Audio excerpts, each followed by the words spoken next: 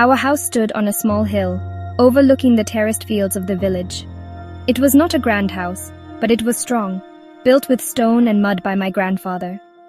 Its roof was made of slate, which shone like silver in the monsoon rain.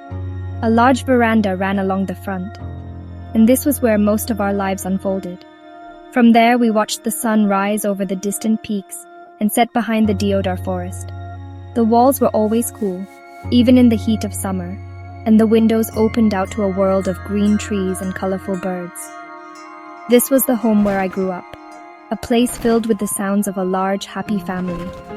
My earliest memories are of this house, a fortress of love and security. My brothers and I would chase each other through its rooms, our bare feet slapping against the smooth stone floors. My sisters would sit with my mother on the veranda, learning to knit or stringing marigold flowers for the small temple in our prayer room. The air was always thick with the scent of wood smoke from the kitchen and the sweet fragrance of the queen of the night flower that climbed up one of the pillars. It was a simple life, a good life, a life where every corner of the house held a small, cherished story waiting to be remembered. The garden was our kingdom. A large mango tree stood in the middle, its branches low enough for us to climb.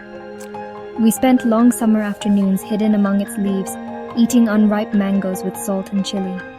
My father had planted a lime tree and a guava tree, and he took great pride in them. He would tell us stories of his own childhood as he watered the plants, his voice gentle and calm.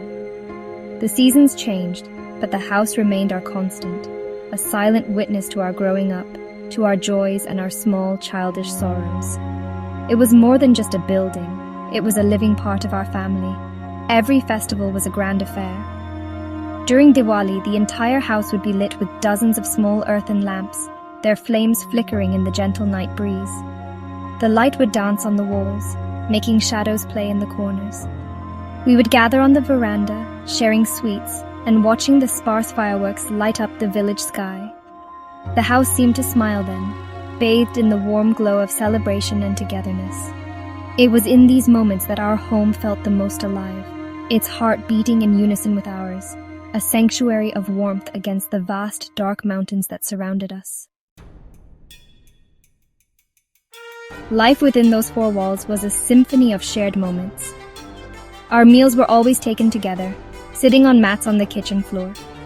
My mother would serve hot chapatis and dal, and the room would fill with the happy chatter of all her children. My father would sit at the head, quietly observing us, a faint smile playing on his lips. He didn't speak much, but his presence was a source of immense comfort. These meals were not just about food. They were a daily ritual of connection, a time to share stories from our day, to laugh at silly jokes, and to feel the unbreakable bond that held us all together. The evenings were for games and stories. We didn't have a television for many years, so we created our own entertainment. We played hide and seek, and the old house, with its many nooks and crannies, was the perfect playground. My older brother was the best at finding hiding spots, often curling up inside the large wooden chest that held our winter blankets. Later, as darkness fell, we would gather around my father. He would tell us tales of brave kings, mischievous ghosts, and wise animals from the forest. His voice would rise and fall, and we would listen, completely captivated by his words. Every season brought its own special kind of togetherness. In winter, we huddled around a small fire in the courtyard, roasting potatoes in the hot embers. The warmth of the fire on our faces and the warmth of our family around us was all we needed to feel safe from the biting cold. In the monsoon, we would sit on the veranda, watching the rain fall in sheets, listening to the rhythmic drumming on the slate roof. My mother would make hot pakoras, and we would eat them with tangy mint chutney, our laughter mixing with the sound of the rain. The house was a witness to all our secrets and dreams. My sisters whispered their hopes to each other in the quiet of their room. My brothers and I planned our future adventures under the shade of the mango tree. We carved our initials into the wooden frame of the back door, a small act of permanence, a declaration that this was our home and we belonged to it. The walls absorbed our laughter, our arguments, our songs, and our tears. They held the echoes of our childhood, preserving the sounds of a family living and loving under one roof. completely unaware of how precious these simple days truly were. Time, like a river, flows in only one direction. As we grew older, the world outside our small village began to call to us. My eldest brother was the first to leave. He was bright and ambitious, and he earned a scholarship to study engineering in a big city far away. I remember the day he left. My mother packed his trunk with clothes and homemade pickles, her eyes misty. We all went to the bus stand to see him off. The house felt a little quieter that evening, his absence a small, noticeable void.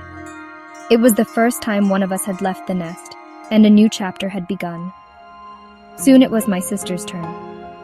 She finished her schooling in the village and went to a college in a nearby town to become a teacher. Her departure was different. She would come home on weekends, bringing stories of city life and new friends. But the house was no longer the same. The rhythm of our days had changed. The small group that gathered for evening stories around my father grew smaller. The symphony of our family life was losing some of its notes, and the melody was becoming simpler, quieter. We were all growing up, and growing up meant growing apart, moving towards separate futures. I was the next to go, heading off to find work. The pull of opportunity was strong, and the village offered little for a young man with dreams. My younger siblings followed in their own time, each on a different path. One by one, the birds left the nest, flying towards new horizons. The house, which had once burst at the seams with our energy and noise, began to feel spacious and empty. My parents remained, their lives now revolving around the letters and occasional phone calls we made. They kept our rooms just as we had left them, as if waiting for our return. Then came the day my father passed away. It happened quietly, in his sleep. His passing was like the felling of the great banyan tree in the village square.